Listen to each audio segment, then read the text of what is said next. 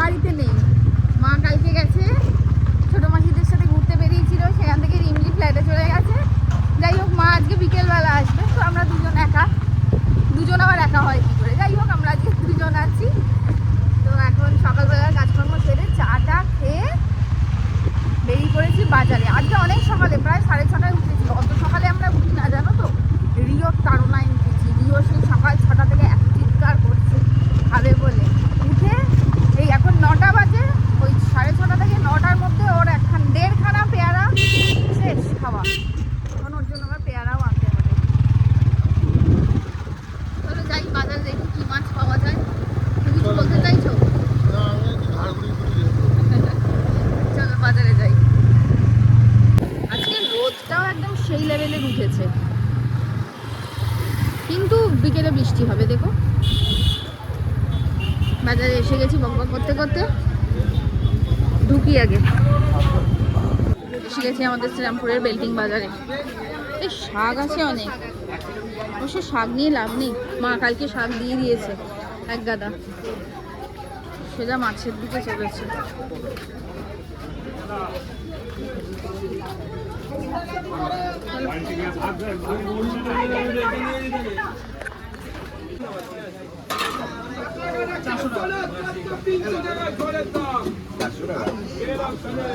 মাছ নিতে এসছি, মাছ আর মাছ অনেকদিন ধরে ইচ্ছা করছি, লাল মাছ ওজন করে রাখা আছে, ওরা মানে এখন কাটা হচ্ছে।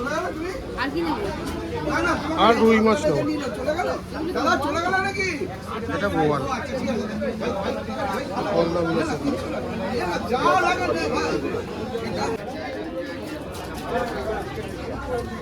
রুই মাছ নিচ্ছি এবার, ওখানে কাটাতে দিয়ে এসে এখানে রুই মাছ নিচ্ছি আমার ফেভারিট।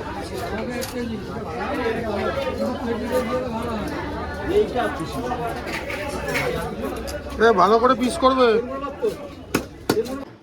ডিম নেওয়া হয়ে গেছে, মাছ নেওয়া হয়ে গেছে, মাংস নেওয়া হয়ে গেছে, ডিম নিয়ে নিলাম। ভিডিও ইউটিউবের ভিডিও, এক এক করে কাজ করতে হবে। চা খাওয়া কমপ্লিট, টিফিন করা কমপ্লিট, শর্টকাটে দুটো করে কলা খেয়ে নিয়েছি, চা খেয়ে নিয়েছি, এবার খিদে গেছে ঝামেলা, এখন আর কিছু খাওয়া যাবে না জানো তো। এই দেখো ডিম সেদ্ধ করে ডিম কষা করছি, এখানে চিকেনটা হচ্ছে। মাছ এখনো ধুতে পারিনি, অন্যদিন কি মা বাড়িতে থাকে, মা মাছ ঠাছটা ধুয়ে দেয়, এবার আমাকেই ধুতে হবে। মাছটা রাখা আছে, এখন ধোবো। ডিমটা করে নিয়ে পেঁয়াজটা দেবো কষাতে কষাতে, তখন গিয়ে ভাগে ভাগে মাছটাকে ধুতে হবে। 11:30 বেজে গেল, তাড়াতাড়ি রান্না করতে হবে, তাড়াতাড়ি খাবার দেবে, তাড়াতাড়ি বেরোবো আমরা আবার, সেই জন্য সব ব্যাপারেই তাড়াতাড়ি। উঠেও কি তাড়াতাড়ি, অবশ্য আজকে ওঠার পেছনে সম্পূর্ণ হাত দিয়ে এমন চিৎকার শুরু করে দিই সকালবেলা। হ্যাঁ বলো। দেখো যদি আমাকে দাও, আমি ডিমটা করে দিই। তুমি কেমন করে ভাই বলতে হবে, মানে বলো কীভাবে করবো। হ্যাঁ আর তুমি মাছটা ধুয়ে নাও। হ্যাঁ সেটা করলেও হয়। তাহলে পেঁয়াজটা দিয়েছি, পেঁয়াজটা হতে থাক, পেঁয়াজটা ভাজতে থাকবে, আর আমি তাহলে মাছটা ধুচ্ছি, তারপরে বলছি এসে এসে কি কি করতে হবে। ওটা হলে তো সুবিধাই হয়, ভালো আমি ওদিকে ওইটা মশলাটা কষাতে থাকবে, আর আমি মাছটা ধুবো, তাড়াতাড়ি হয়ে যাবে, সেটাই বরং ভালো। আমি মাছটা ধুয়ে আসি, ও ডিমটা কষাতে থাক, তারপর তোমাদের মাছগুলো দেখাচ্ছি এসে।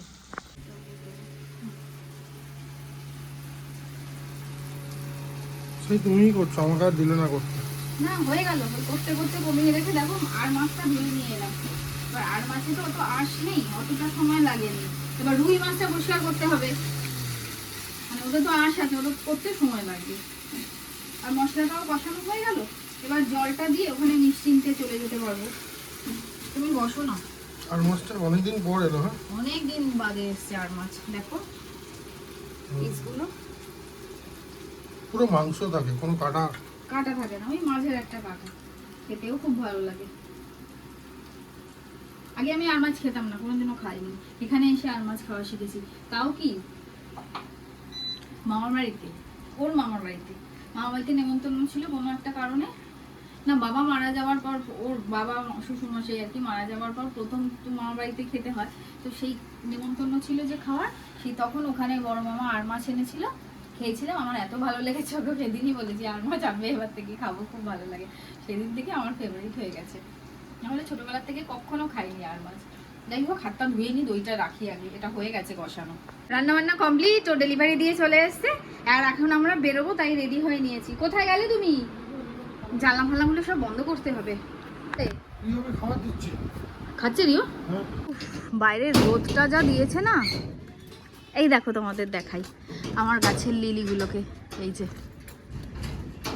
এখানে তো অ্যাডেনিয়াম আছে, ফুটেছে। আর বোগেনভেলিয়াটা দেখো, ছাদ অব্দি চলে গেছে, ওটাকে কিছু একটা করতে হবে। এই যে এখানে, আর কালকে অনেকগুলো তুলেছি, ঘরে ফুলদানিতে রেখেছি। চলো, ব্যাগ নিয়েছো? বসি। কি রোদ উঠেছে দেখেছো? একদম চৈত্র মাস শেষ হতে যায় আর দুদিন বাদেই পয়লা বৈশাখ, একদম বৈশাখেরই রোদ। স্নান টান করে এই গরমের মধ্যে বেরিয়ে পড়েছি দুজনে। ও চলে যাবে কাজে আর আমাকে বাড়িতে রেখে দেবে, আর আমি আজকে বাড়িতে খাওয়া দাওয়া করবো।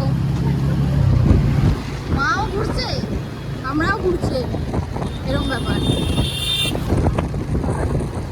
এই যে চলে এসছে, ভাত খাওয়া হয়ে গেল। হ্যাঁ, মুখ ধোবে না? মুখ ধুয়ে যাও। তাড়াতাড়ি ধুয়ে চলে আসো। ওরে বাবা রে, আমাকে বলছে, ওর মাকে বলছে ছেড়ে দাও, আমি পাপা কাছে যাব। চলে এসো মুখ ধুয়ে।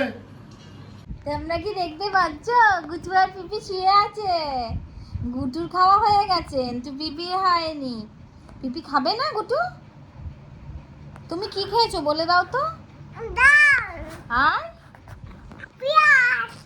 ডাল পেঁয়াজ, শোনো তোমরা, আর রসুন কাঁচা কাঁচা খায় গুটু।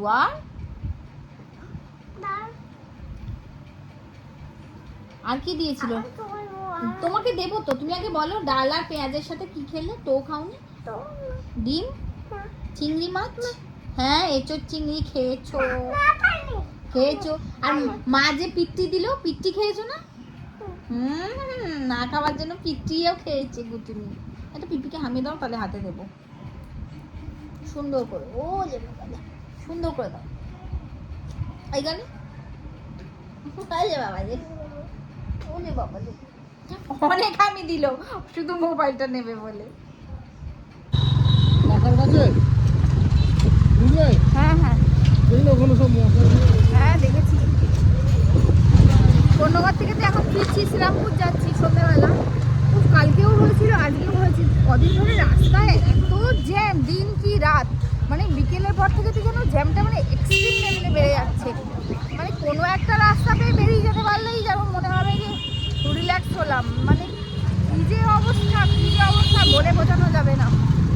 যে রাস্তাটা দিয়ে যাই, কাকার দোকানে চা খাই, এত জ্যাম ওখানে, বাপরে বাপ। মিছিল বেরিয়েছে, ওখানে একটা মন্দিরও আছে, সব মিলিয়ে একটা মানে প্রচণ্ড জ্যাম হয়ে গেছে। অন্য রাস্তা ধরলাম, দেখা যাক। চা মনে হয় আর এখন খেতে পারবো না, সেই বাড়ি গিয়েই খেতে হবে। বাড়ি যাই, গিয়ে তোমাদের সাথে দেখা হচ্ছে। ফাঁকা রাস্তায় এলে শান্তি বাবা।